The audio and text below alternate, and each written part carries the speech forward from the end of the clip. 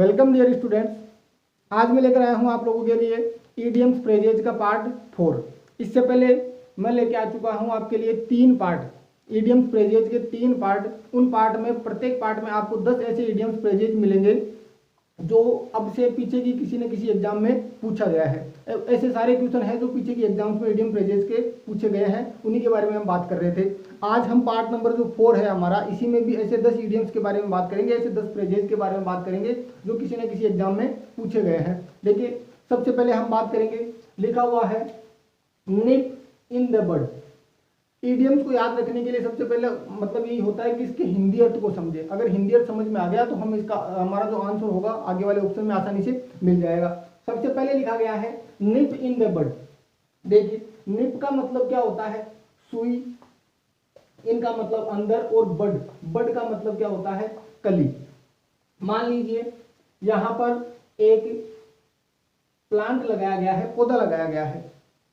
अभी इसने उगना शुरू किया है और हमने क्या कर दी, यहां पर इस पे एक निबिल चुबो दी, सुई चुबो दी, निप चुबो दी। अब सुई लगते ही ये क्या हो जाएगा? मुरझाना शुरू हो जाएगा। मतलब इसने अभी तो उगना शुरू किया था और उगने से पहले ही, स्टार्ट करने से पहले ही हमने इस पे किसी न किसी प्रकार का अवरोध डाल दिया गया है और इसको रोक दिया गया है, आगे बढ़ने से रोक दिया गया है। तो निप इन द बड का मतलब होगा टू स्टॉप समथिंग, किसी को रोकना।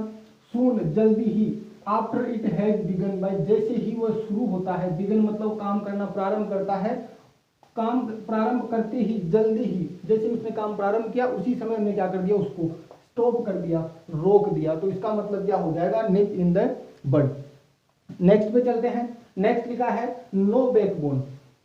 नो का मतलब नहीं, और बैकबोन क्या होती है? हमारे जो रीढ़ की हड्डी होती है उसे क्या कहा जाता है? बैकबोन कहा जाता है। अगर मान लो एक इंसान है, उसके जो हमारी बैकबोन है वो ही प्रेजेंट नहीं है उसकी बॉडी के अंदर, वो बिना रीढ़ की हड्डी के है। अब हमारी जो मेन ताकत होती है वो रीढ़ की हड्डी होती है। अगर इसमें कुछ ना कुछ मिस्टेक हो गई तो मतलब आदमी का हिलना डुलना, इंसान का हिलना डुलना बंद हो जाता है। मतलब जो मेन रीढ़ है, रीढ़ की हड्डी बोला जाता है किसको? सबसे जो मेन पार्ट होता है बॉडी का, उसे।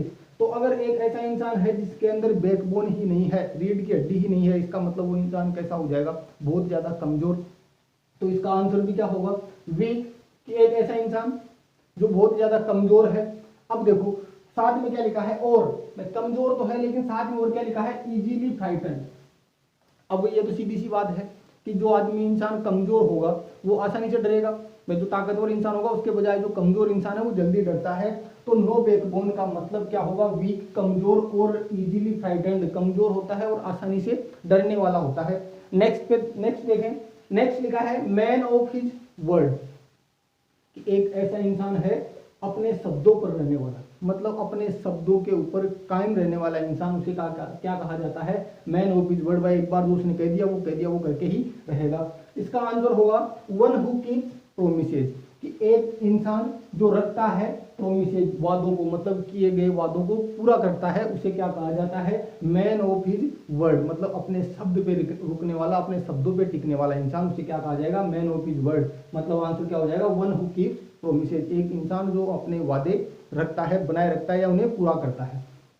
अगला लिखा है मैन ऑफ लेटर्स। एक इंसान है किनका? लेटर्स। अब ये लेटर्स पत्रों की बात नहीं हो रही, जो वर्ण होते हैं वर्णों की बात हो रही है। कि एक इंसान ऐसा है जिसे वर्णों का बहुत ज्यादा ज्ञान है, मतलब वो अनेक वर्ण जानता है, मतलब हर अनेक प्रकार के लेटर्स को जानता है। आंसर होगा ए मैन, एक आदमी, हु नोज, जो जानता है, ए लॉट, बहुत ज्यादा। ए लॉट का मतलब क्या होता है? बहुत ज्यादा। अबाउट, बारे में। लिटरेचर, लिटरेचर क्या होता है? साहित्य। कि एक ऐसा इंसान जो साहित्य के बारे में बहुत ज्यादा जानता है। अब साहित्य बना किसे? लेटर से ही तो। वह वर्णों को मिला के शब्द बनाया गया, शब्द से एक सेंटेंस, वाक्य बनाया गया, उसके बाद अलग अलग पैराग्राफ, स्पीच तैयार किए गए।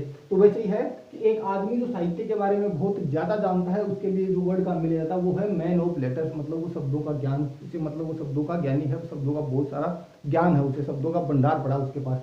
अगला लिखा है मैन ऑफ मीन्स। एक आदमी, ऑफ का, इनका, मीन्स, मीन का होता है अर्थ। एक तो मीन का मतलब क्या होता है? अर्थ, अर्थ निकालना। दूसरा क्या होता है? माध्यम होना, किसी भी काम का माध्यम होना, किसी भी काम का जरिया होना, उसे भी क्या कहा जाता है? मीन। की एक आदमी है क्या है, मीन्स है उसके पास, बहुत सारे माध्यम है, मतलब किसी भी काम को करने के बहुत सारे तरीके हैं उसके पास। मतलब क्या है, एक रिसोर्सफुल, रिसोर्स क्या होती है, मतलब अनेक प्रकार के स्रोतों से फुल भरा हुआ पर्सन, इंसान, कि एक ऐसा इंसान जिसको कि हर काम को करने का कहीं ना कोई जुगाड़ निकाल लेता है। मतलब एक ऐसा आदमी जो हर काम को करने का कोई ना कोई कहीं ना कहीं से जुगाड़ या फिर कोई ना कोई तरीका निकाल लेता है। उसके लिए किसका प्रयोग किया जाएगा, मैन ऑफ मीन्स, मतलब एक ऐसा आदमी जिसके पास माध्यमों की कोई कमी नहीं है, मतलब काम करने के तरीकों की कोई कमी नहीं है, मतलब ए रिसोर्सफुल पर्सन, मतलब उसके पास हर चीज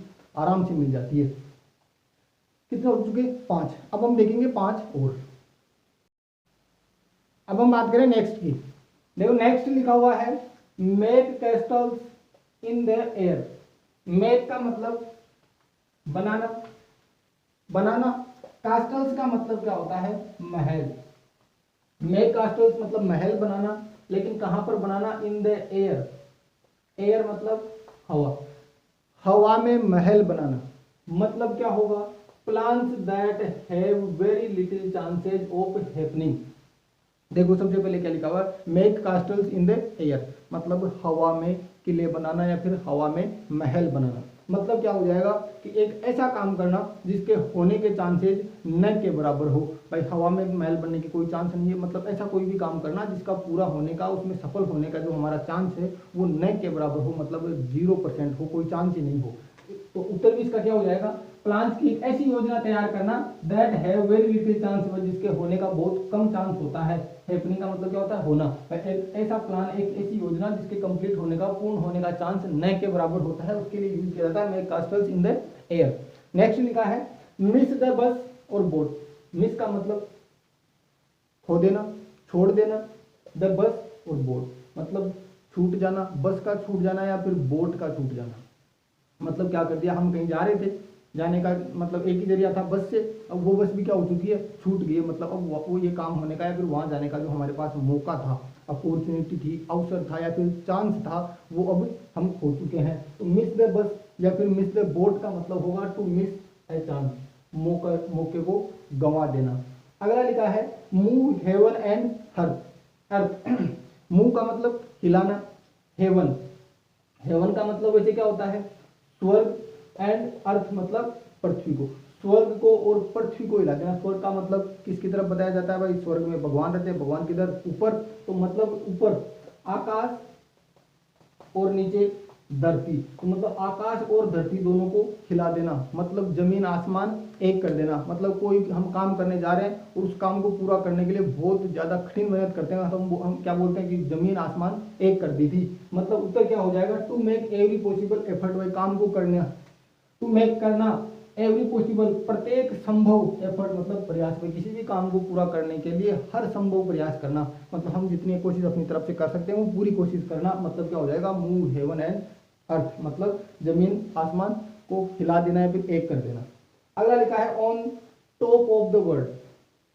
ऑन मतलब ऊपर, टॉप मतलब अंतिम सिरे पर, और आगे क्या लिखा है, वर्ल्ड मतलब दुनिया है, दुनिया के अंतिम सिरे पर। मान लो एक बिल्डिंग बनी हुई है, अब यहाँ पर रहने वाला इंसान कैसा होगा, तो सबसे ऊपर रहता हुआ इंसान खुशी होगा। मतलब अलग अलग पोस्ट बनाई गई है, हाई तो सबसे ऊंची पोस्ट है, उस पर रहने वाला इंसान ज्यादा मतलब सुखी है या फिर नीचे वाले पर, मतलब जो टॉप पे रहता है वो इंसान हमेशा क्या करता है, खुश रहता है। तो दुनिया के टॉप पर है, मतलब वो इंसान कैसा है, वेरी हैप्पी। अगर किसी से पूछा जाए हाउ आर यू, बोलते हैं हम, बोलते हैं हाउ आर यू, हम सामने से हमें जवाब मिलता है आई एम फाइन। अगर हम उसके लिए चाहे तो हम ये भी क्या बोल सकते हैं, I am on top of the world, की मैं दुनिया के ऊपरी सिरे पर हूँ, मतलब बहुत ज्यादा खुश हूँ।